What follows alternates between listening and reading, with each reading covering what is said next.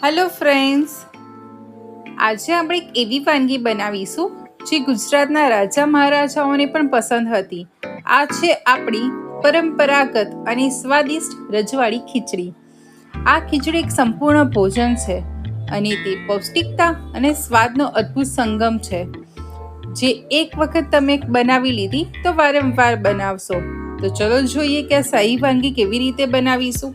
એના માટે આપણે ખીચડીના ચોખા લીધેલા છે, જે તમે ઘરે પરિમલ કે જે બી ચોખા યુઝ કરતા હોય ખીચડી માટે એ લઈ લેવાના છે. અડધો કપ.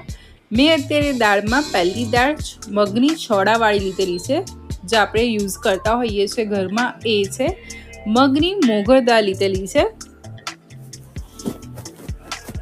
અને ત્રીજી દાળ મેં તુવેર દાળ લીધી છે. અત્યારે હું આ 3 દાળ અને ચોખાથી બેઝિક ખીચડી બનાવી રહી છું.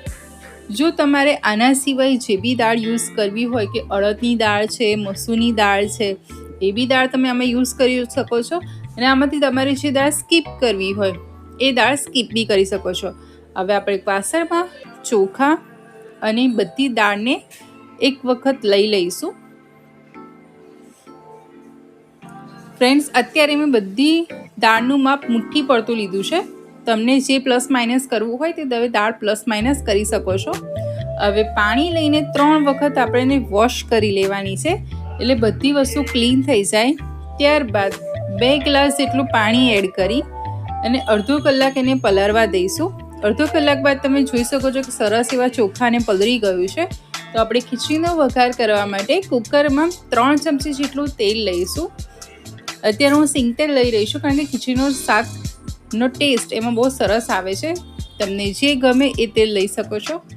હવે એમાં આપણે એક તમાલપત્ર, 3-4 લવિંગ, એક તજ અને એક સૂકું વઘારનું મરચું લીધું છે. એ આ બેઝિક સ્પાઇસીસ છે, એને તમે તેલમાં એડ કરી દેવાના છે. તેલમાં થોડી એની ફ્રેગ્રન્સ આવવાની શરૂઆત થાય ત્યારબાદ આપણે રઈ એડ કરીશું. રઈ તતળી જાય એટલે આપણે એમાં હિંગ એડ કરીશું. હવે આપણે એમાં લસણ મરચાંની પેસ્ટ એડ કરીશું. લસણ મરચાંની પેસ્ટને તેલમાં 2 થી 3 મિનિટ સાંતળી લઈશું, કે જેથી એની કચાશ દૂર થઈ જાય અને એક અરોમા આવતી થઈ જાય. ત્યારબાદ 2 નંગ જેટલી ડુંગળી મેં આ રીતે સમારી લીધી છે, એ એડ કરી લેવાની છે. હવે ડુંગળીને બી 2 થી 3 મિનિટ આપણે સાંતળી લઈશું. હવે આપણે વેજીસમાં મેં અત્યારે કોબીજ લીધી છે, હાફ બાઉલ કેપ્સિકમ લીધા છે. હવે કોબીજ અને કેપ્સિકમને બી 1 થી 2 મિનિટ સોતે કરી લઈએ. તમે અત્યારે ગાજર, વટાણા, ફણસી, ફ્લાવર દરેક શાકભાજી આમાં એડ કરી શકો છો. હવે 2 થી 3 મિનિટ સતળાઈ ગયા બાદ આપણે સમારેલા બટાકા એડ કરીશું.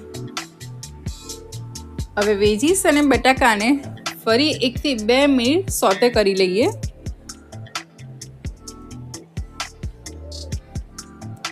હવે ખીચડીનું મેઇન ઇન્ગ્રીડિયન્ટ એટલે કે સિંગદાણા એડ કરી દઈશું. હવે મસાલામાં ધાણા જીરું પાવડર 1 ચમચી, 1 ચમચી લાલ મરચું પાવડર,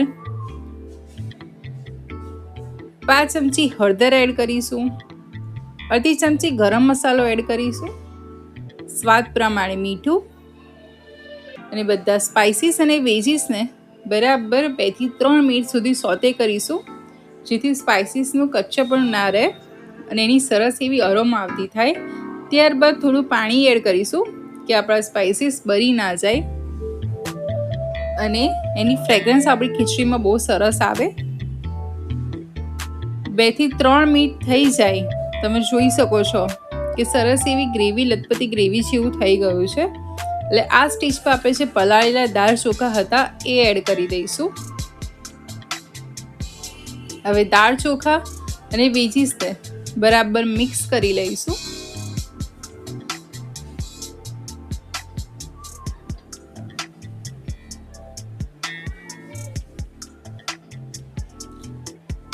હવે આપણે થોડું ગળું ગણપણ માટે આપણે એમાં 1 ચમચી જેટલી ખાંડ લઈશું. તમે ગોળ બી લઈ શકો છો. ખીચડીનો મેઇન સિક્રેટ ઇન્ગ્રીડિયન્ટ એટલે કે આપણે અચાર મસાલો એડ કરીશું 1 ચમચી જેટલો. હવે બધું ફરી મિક્સ કરી લઈશું અને 3 ગ્લાસ જેટલું પાણી એડ કરીશું. તમને ખીચડી જેવી ગમતી હોય, ઢીલી ગમતી હોય તો તમે પાણી વધારે એડ કરી શકો છો, છૂટી ગમતી હોય તો પાણી ઓછું એડ કરી શકો છો. હવે આપણે જે મસાલા કર્યા છે અને પાણી એડ કર્યું છે, એ પાણીનો એક ઉભરો આવે ત્યાં સુધી આપણે એને કૂક કરવાનું છે.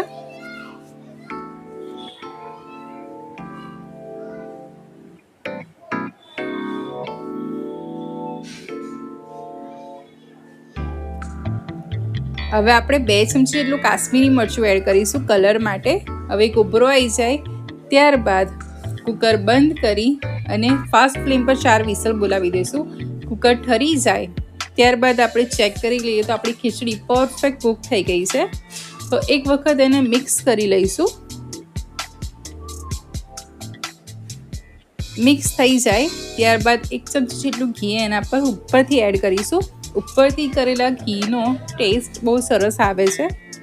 અને થોડા ઝીણા સમારેલા ધાણા એડ કરી દઈશું. તો ફ્રેન્ડ્સ, ગરમા ગરમ રજવાડી ખીચડી રેડી થઈ ગઈ છે. એની સાથે કઢી બી એન્જોય કરીશું. તો તમારા ઘરે આ રેસીપી બનાવો, કેવી લાગી કોમેન્ટમાં જણાવો. આવી નવી બીજી રેસીપી સાથે ફરી મળીશ. જય શ્રી કૃષ્ણ.